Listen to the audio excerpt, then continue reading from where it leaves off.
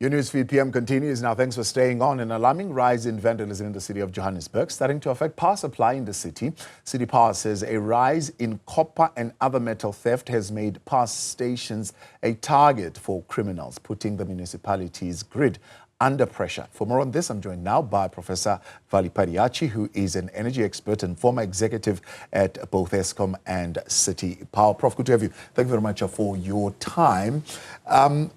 We are seeing reports that, of course, there's some criminal activity that is happening, particularly on the tunnels, that is beginning to affect the equipment because these criminals are now targeting that particular equipment. Is this a new problem, as far as you know? Good afternoon, Tabu, to you and your viewers, and thank you very much for inviting me back to your show. Maybe just as a disclaimer, I'm not here to talk on behalf of City Power, but obviously I was a City Power executive, yes. So I've got first-hand experience and exposure to this phenomenon and problem, and so I'll give you my independent and expert view. No, in fact, this is not a new phenomenon. It was always there, but unfortunately, and this is my concern, it seems to be in the last year and a half increasing. In other words, I'm talking about tunnel, cable theft, attempts at cable theft, and thefts and vandalism through tunnels. Right. And I actually call these tunnel cable thieves sparky zamazamas. Sparky zamazamas because of power. And why I'm worried is that besides the theft of the cable itself, the collateral damage to this entire situation is huge. In other words, because these are huge cables, that's for the benefit of the publics, these are generally huge cables, thick cables, high voltage cables, right? And they run through the roads of Joburg, underground, in tunnels. And we used to experience, I won't say predominantly fires, but we had fires a number of times. And I used to be there at the time, and I actually went through these tunnels. So to get to your point, these thieves are actually daring and desperate because you don't want to be in that tunnel when you're stealing a cable, whether it's live or dead, because the risk of a fire is so huge that when there's a fire, whether it's a live cable or when it's a dead cable, because you're grinding and you're cutting, so the sparks, the sparky zamas, the fire, just once it catches on, it's like a massive blowtorch. So that will kill you almost instantaneously. So it's also a dangerous undertaking in itself, as you're saying they're quite daring. But I want us to talk about that at various levels, because one level is the conversation that's happening nationally, deal with scraps, more legislation, put a moratorium on the export of scraps, and so on and so forth to deal with the copper question. The other level is, well, stop using copper, use another material which is less in demand. That's another level of conversation. The other level of conversation is, of course, deploy more security to these tunnels. Just tackle those three areas for me. Well, in fact, all of those scenarios, we've been trying to tackle them for many years. Actually, this is the cancer of the industry. Cable theft, wherever it happens and wherever state-owned enterprise, it's a cancer of the industry. So much so that besides the electricity utilities getting involved, Eskom and the Metro and Munich, the military and the police. I mean, I've personally been involved in meetings with those institutions over the years. So to answer your question directly, we haven't solved it. You know, as we think that we are solving it, these thieves get better and better, and they're also more and more daring and desperate. So if you're talking about cable theft, as I say, it's a relatively new phenomenon in terms of it's sort of gaining or sort of accelerating in its phenomenon. But it has to be nipped in the bud, because as I say, collateral damage, besides the loss of lives and safety to people and infrastructure, the impact on the financial impact, the capital impact. I mean, if you get a huge fire in a tunnel, to go back and repair that is huge because there could be structural damage to the infrastructure and all of that, which has happened previously. So the security agencies, in this case JMPD, together with City Power, has to nip this in the bud ASAP. My concern is that this could be symptomatic of what could happen to the rest of the country, you know, because all metros and Munichs, most of them have the same underground cables. And how do you deal with this at an executive level? Because I'm sure it has also a cost implication, right? If you're going to deploy more resources, right, the cable is stolen, to replace it is a cost. If you're going to deploy security guards to deploy them, it is a cost. Does that cost then get passed on to Yes. consumers? I mean, you know, in life there's no such thing as a free lunch. Somebody has to pay for it.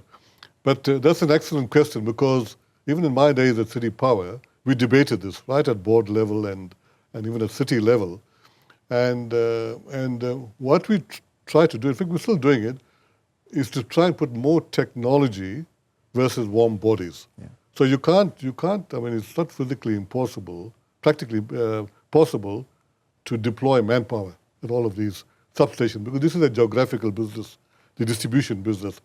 So what we try to do is to put more technology, so that by using technology, faster indication and all of that, electronic indication, etc., and then responding to that, hopefully we were trying to arrest it. But even with that too, these thieves, they're also sophisticated. You know, they're also monitoring this, and they are getting better. But maybe where the good news could be is that with the advent and the increased usage of artificial intelligence, we could now be going down the route of using artificial intelligence in some way to try and eradicate this, or to try and arrest it, excuse the pun, this problem.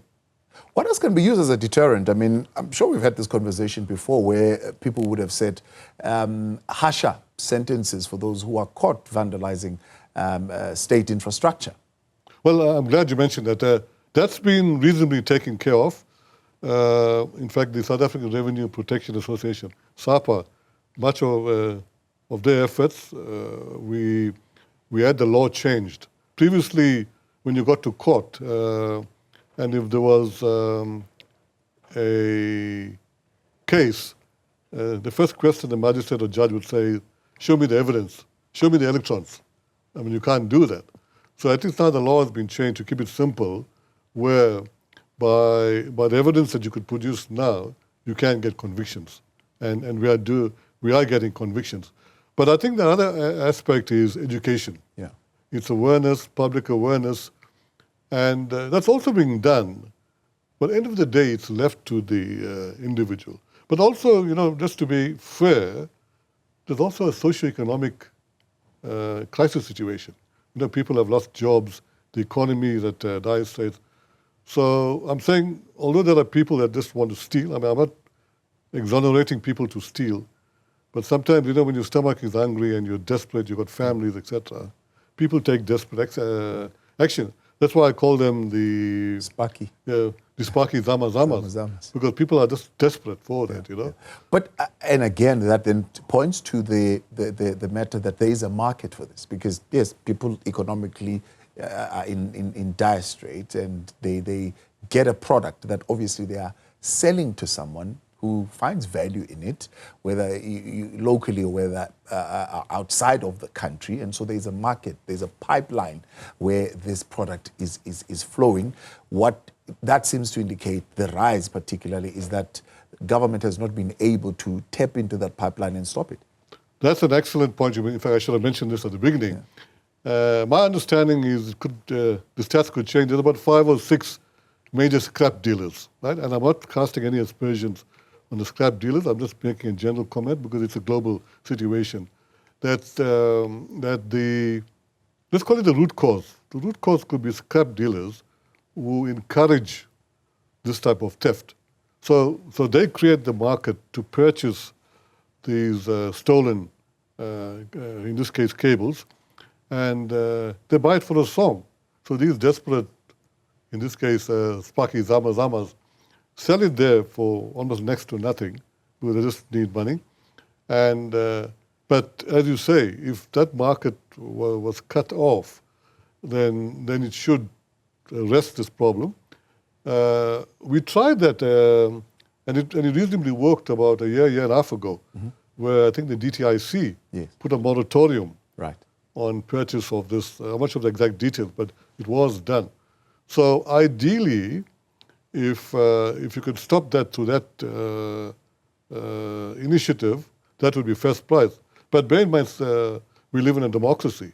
Scrap dealers are part of the economy. So they need to come to the party. And I think that's where the next step should go to, is how do you enforce that without throwing the baby away with the bathwater, meaning that you don't cut them off completely from the economy, but you ensure that they don't buy these stolen goods. So you're saying it's symptomatic of a maybe larger challenge that we could be dealing with as a country of infrastructure sabotage and whether or not we are able to respond to it. Now, let me qualify that. When I say symptomatic, it's symptomatic throughout the whole country because, as I say, it's a geographical business. Cables are running throughout the country, overhead and underground. And so the Joburg one is probably more visible, and the impact of it is sort of rearing its head a lot more. But I'm sure if you talk to every metro in Munich, they will tell you that there are these issues. Maybe not every day or every week, but I'm of the opinion it's happening sort of sporadically. But the challenge is that when you have an incident, because of the significant collateral damage, the impact of that is huge. Yeah. So that's why we need to nip it in the bud. Prof, appreciate your time. Thanks so much for coming on. Professor Vally Padayachee, former Eskom Executive Manager and former Senior Executive at City Power. Now,